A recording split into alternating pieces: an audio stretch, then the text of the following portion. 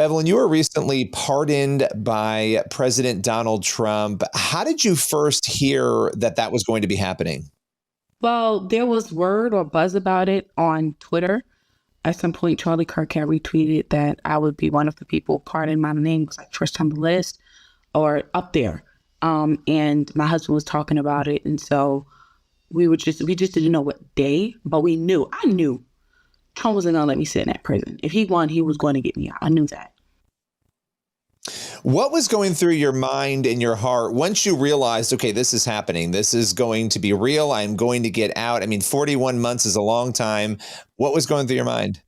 Oh my God. I was praising God. I was in the middle of my cell block, screaming, praying in the spirit, and praising God. Because once again, he delivered. Once again, and it's crazy because the week before that, or I think 2 weeks before that, God was talking to me about Shadrach, Meshach, and Abednego, and also Daniel. And he was like, when I told you no weapon formed against you shall prosper, Daniel did go in there then. Shadrach, Meshach, and Abednego, they were thrown in that furnace. But what was scheduled to happen to them did not come to pass. And he was basically weighing it on me like, listen, it's not going to happen. You getting out and seeing your daughter at 5 years old and missing most of her younger years, it's not going to happen.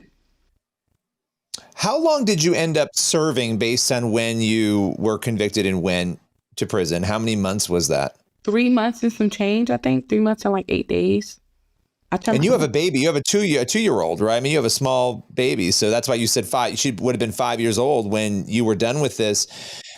Okay, let's talk about what led to all of this. For those who don't know the backstory, what was it that led to the charges, that led to the FACE Act claims, that led to you being imprisoned? Well, in 2020, I had a Jesus Matters rally. Okay, it was a 2-day rally. At this rally, police were present. Some woman claimed that I had slammed her hand in the door and that I had blocked the door, which both was not true. The police were present. I never got arrested. I never got a citation. There's even a video going around on Facebook where I have recorded an officer saying I never blocked the doors, right? So what was peculiar about my case is that they waited 2 years to prosecute me right after Roe versus Wade had been overturned to the states. And Letitia James had actually sued me for that rally and got an injunction on me, which kept me from being within 30 feet of the Planned Parenthood in New York, or I would be charged $5,000.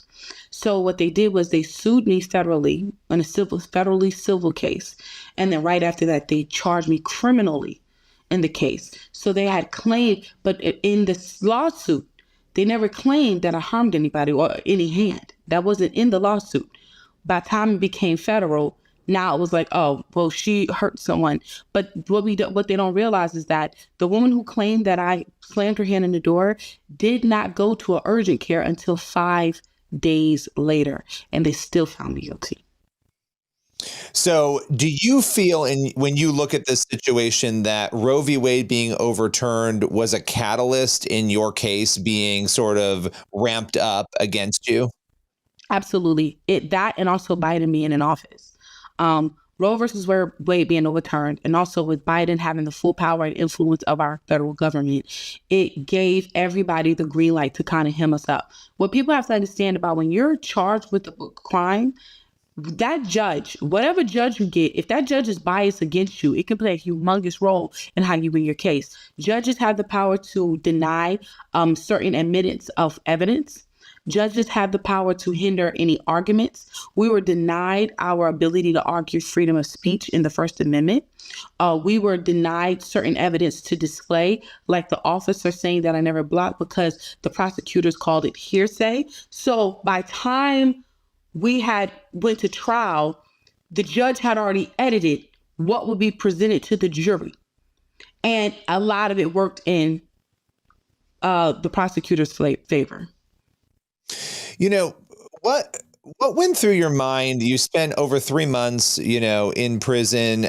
Did you have anger? I mean, were there parts of you that said you would have done something differently, or did you really feel like this was not fair? It was handled improperly. I mean, how did you deal with all the complex emotions that come along with something like this? Well, the thing is, I'm a Christian. I'm never gonna sit and be a bitter individual when I know that prosecution comes with a package. I knew that when I signed up. I knew that when I carried my cross. He said count the cost, and he meant it. Not for people who are just, if you're a mediocre Christian, you won't handle it. But if you really are serving God, it's going to happen. I really was persecuted for my faith. So really, I was not ashamed of why I was there. I never in my mind thought, man, I shouldn't have did it. And if anything, the prayer constantly while I was in prison was for peace, for shalom. It It's traumatizing to be in that prison. I woke up in shock.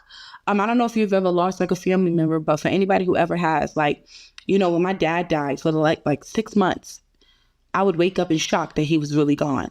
I still have moments like that where it'll hit me in prison. While I was in prison, I was laying in bed and it hit me. Oh my God, my dad is gone. In the same way, when I was in prison for those 3 months, it would hit me every day. Oh my God, I'm in prison. And I would have to just count on God to give me the peace I needed to push forward.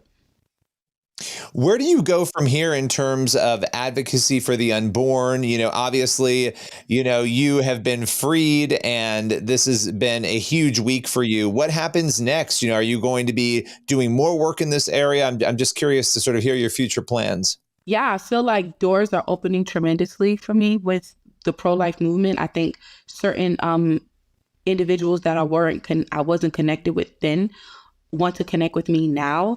And I think I feel like God is placing me up as a display for zeal in him and how he still delivers.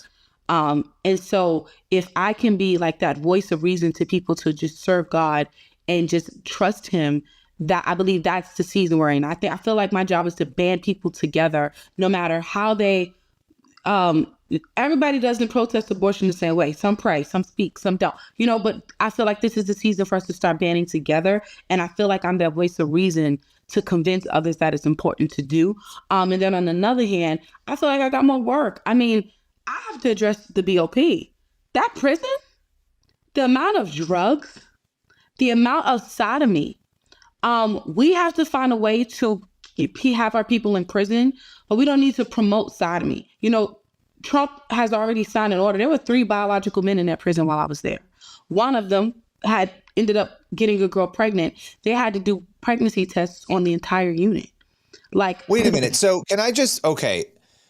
There were 3 biological men, and I know that this happens. This is a huge issue, and I know that the order has been signed now. But in your prison, how did that make you feel as a woman? Obviously, as a Christian, but as a woman, what was that like for you? Oh my God, grown biological men, nothing snipped. I felt so disgusted and so vulnerable. I'm in a female prison, but I'm still vulnerable. And it doesn't even add the fact that the women are dealing with relationships with each other. I was pursued my first day there. And I had to tell the girl, listen, ma'am, I'm a Christian. Now, I'm not violent, but I will fight for my purity. Come on. I shouldn't have to be put in that position. The prison I was in, they did not write you up if you were affectionate with another female holding hands. They encouraged it. You had women that were in relationships living in cells together, and they were known as couples. This type of stuff should be discouraged. But then on top of that, in federal prison, you don't have conjugal visits.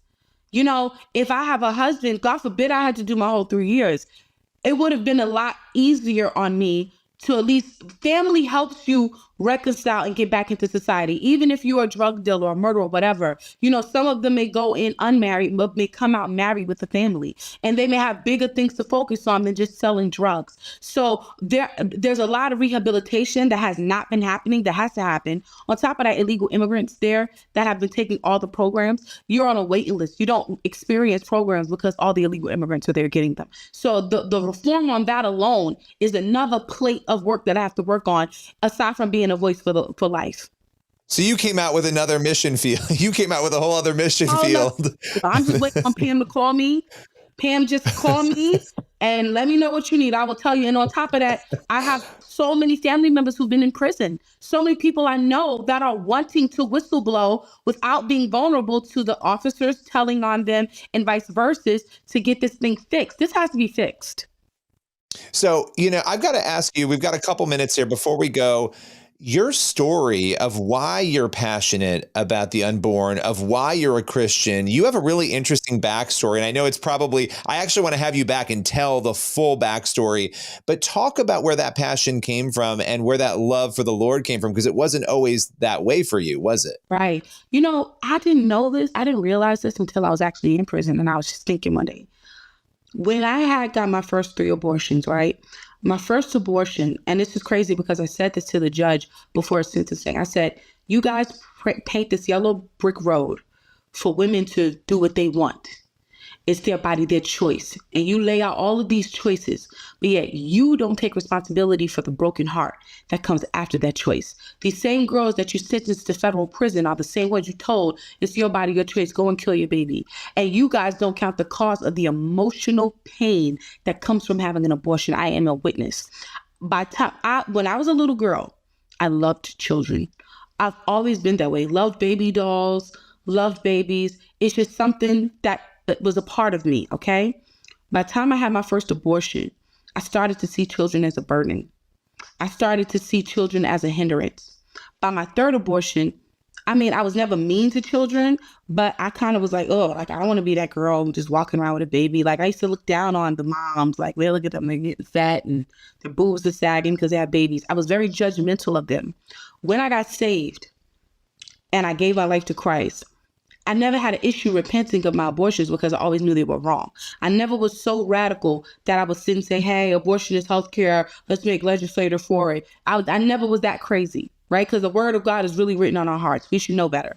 So once I repented of that and the Lord started to renew my mind and heal me of this hard heart, I had gained a hard heart for my abortions. Now I'm sitting here looking, I'm in prison and I'm reading a Bible comic book and I'm looking at the babies slain in the comic book, and I can't even look at a cartoon of a baby slain. I have such a love for children. I am so head over heels for kids, and it's just it was a passion that I didn't realize that Satan was trying to take from me, but God had ignited it in me for such a time as this. For the babies. These kids, when I stood out there, those kids were not just those women's kids. Those were God's kids. Those were my kids. Those were our future. And I still feel that way about them children, So if anything, God just reminded me and refreshed my heart on the zeal that he placed in me and that Satan tried to take from me regarding life. And there's so many other women who were in the same position as me.